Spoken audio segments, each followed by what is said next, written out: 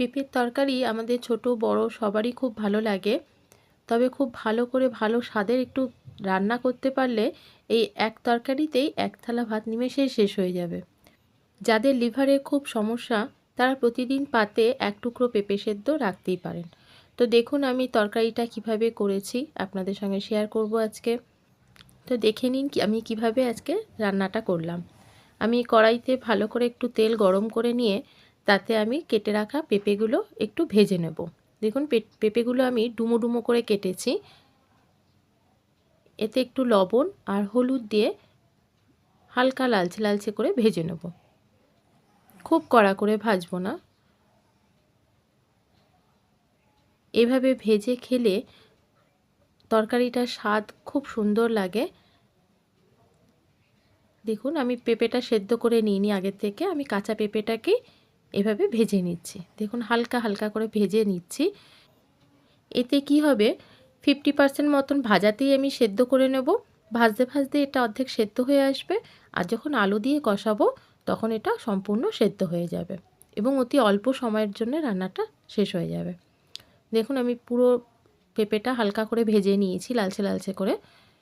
একটা পাত্রে তুলে নিয়ে ওই কড়াইতেই কিছুটা তেল ছিল, দেখুন কিছুটা তেল আছে, তার মধ্যে আমি আর 1 চামচ মতন সর্ষের তেল দিয়েছি। খুব বেশি দেব না, কারণ তরকারিটা যখন হয়ে যাবে তখন ওপর থেকে পুরো তেল ভাসবে, তাই অল্প তেল দিয়েছি।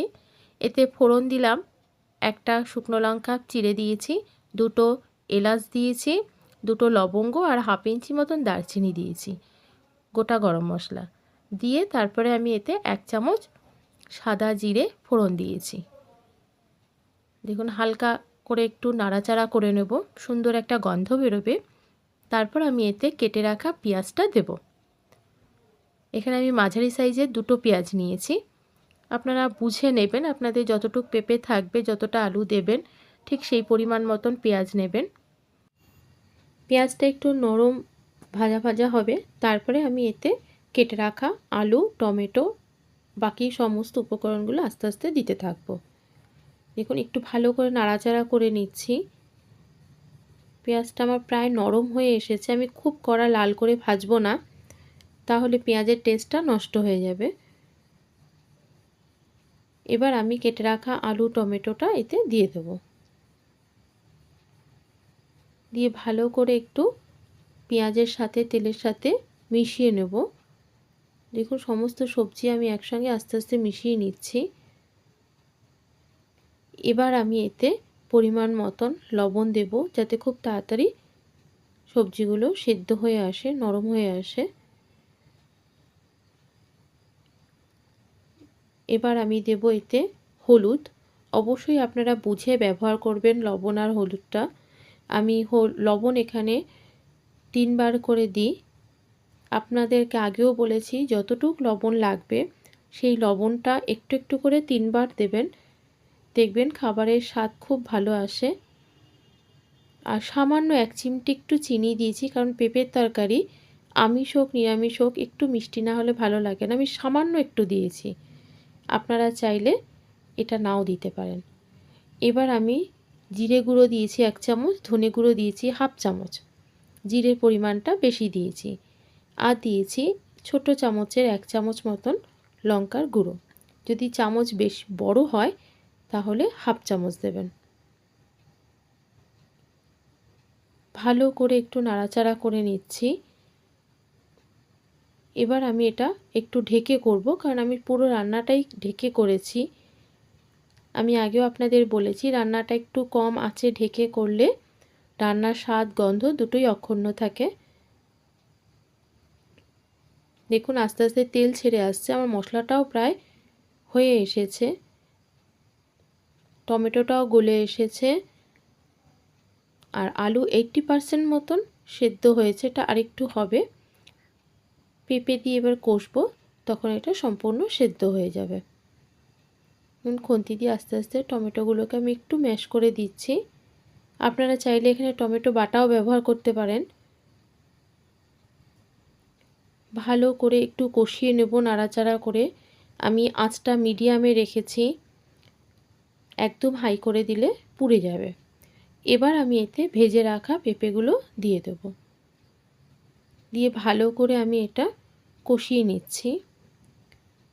এভাবে করে দেখবেন, খুব ভালো লাগে খেতে। পেঁপের তরকারি আমিষ নিরামিষ দুটোই খুব ভালো লাগে, তবে আজকে আমি আমিষটাই আপনাদের সঙ্গে শেয়ার করলাম। আমি এতে আদা রসুন কোনো কিছুরই ব্যবহার করিনি, শুধু পেঁয়াজটাই দিয়েছি। দেখুন ভালো করে আমার সবজিগুলো সমস্ত মশলার সঙ্গে মিশে গেছে এবং কষেও এসেছে, আস্তে আস্তে তেল ছাড়ছে। আমি পুরো রান্নাটাই আস্তে আস্তে করে করেছি এবং ঢেকে করেছি। তো আমার রেসিপিগুলো কেমন লাগছে আপনারা অবশ্যই কমেন্টে জানাবেন, বেশি করে শেয়ার করবেন। দেখুন আমার পেঁপে আলু সমস্ত কিছু সবজিগুলো সেদ্ধ হয়ে এসেছে। আমি সামান্য একটু গ্রেভি রাখবো এতে, কারণ যখন তরকারিটা ঠান্ডা হবে তখন পুরোটাই মেখে যাবে, মাখা মাখা হয়ে যাবে। দেখুন আমার আলু পেঁপে সমস্ত কিছুই খুব সুন্দর সেদ্ধ হয়ে এসেছে এবং মশলা থেকে কি সুন্দর তেল ছেড়েছে।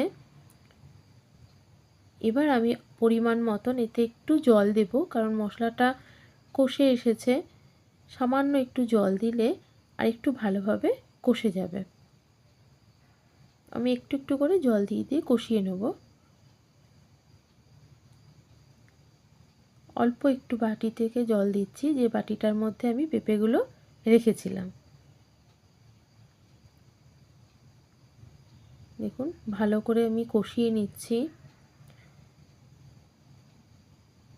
অবশ্যই চ্যানেলটিকে সাবস্ক্রাইব করে রাখবেন আরও অন্যান্য রেসিপি পাওয়ার জন্য, এবং কমেন্টে জানাবেন আপনাদের কোন রেসিপিটা দরকার বা পছন্দের কোনো একটা রেসিপি পাঠাবেন, সেটা আমি আপনাদের সামনে করে দেখানোর চেষ্টা করব।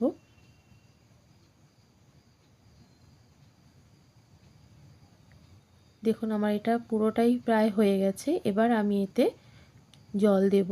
আমি যে জলটা ব্যবহার করছি সেটা পেঁপে যে বাটিটাতে রেখেছিলাম তাতে একটু তেল ছিল, সেই তেলটা ধুয়েই আমি জলটা দিচ্ছি।